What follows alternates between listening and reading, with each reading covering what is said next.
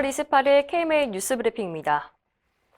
초중고 유치원의 2차 등교 개학이 시작되면서 학생과 교사의 확진 사례도 늘고 있습니다.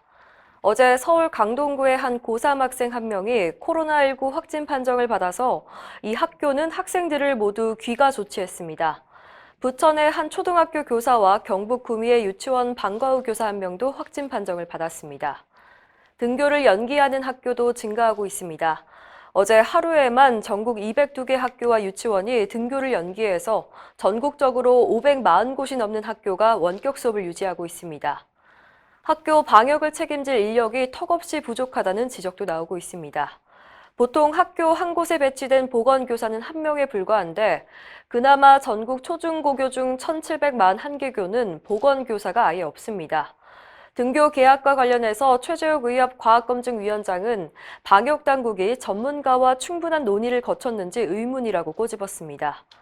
청와대 국민청원 게시판에는 등교 개학을 취소해달라는 청원이 올라와서 25만 명에 달하는 동의를 얻었습니다.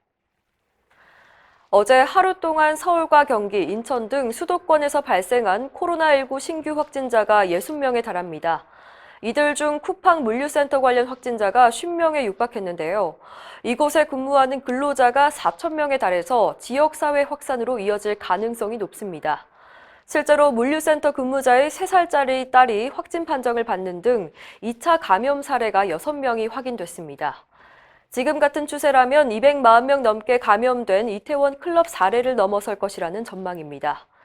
상황이 심각하게 돌아가자 생활 속 거리 두기에 강한 의지를 보여온 방역당국의 기류도 바뀌고 있습니다. 중앙방역대책본부 정은경 본부장은 접촉자를 추적하고 조치하는 것만으로는 한계가 있다며 확진자 수가 많아지면 거리 두기를 강화할 수 있을 것이라고 말했습니다. 몸이 아파도 병원에 가는 게 꺼려지는 요즘입니다. 정부가 코로나19가 아닌 증상으로 의료기관을 방문할 때 지켜야 하는 지침을 발표했습니다. 우선 환자와 보호자 모두 마스크를 쓰고 의료기관 출입 전후에 비누로 30초 이상 손을 씻거나 손소독제를 사용할 것을 권했습니다. 접수를 대기할 때도 다른 사람과 2m 거리를 유지하고 기침이나 재채기가 나오면 휴지나 옷소매로 입과 코를 가려야 합니다. 특히 입원 환자 면회는 가급적 자제해야 합니다.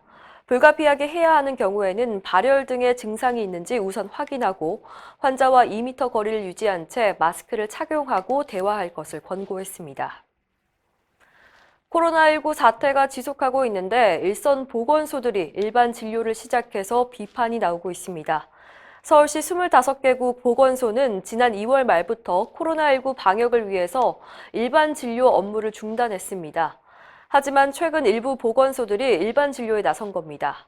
서대문구 보건소의 경우에는 5월 6일부터 고혈압과 당뇨, 고지혈증의 진료를 시작했고 중구 보건소도 25일부터 내과 진료와 예방접종을 비롯해서 구강진료, 한방진료를 재개했습니다.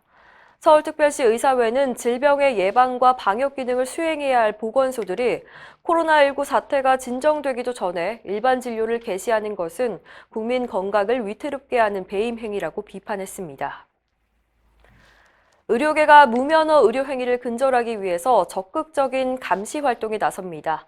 대한의사협회 산하의료기관 내 무면허 의료행위 근절을 위한 특별위원회는 최근 조직을 개편하고 대리수술과 사무장병원, 병원 내 대리처방 등 무면허 의료행위를 감시하고 적발하기로 했습니다. 특히 진료 보조 인력의 무면허 의료행위에 대한 법적 대응에 적극 나설 방침입니다. 의료계 내부 자정과 더불어서 환자가 스스로 인지하고 감시할 수 있도록 하는 방안도 마련할 계획입니다.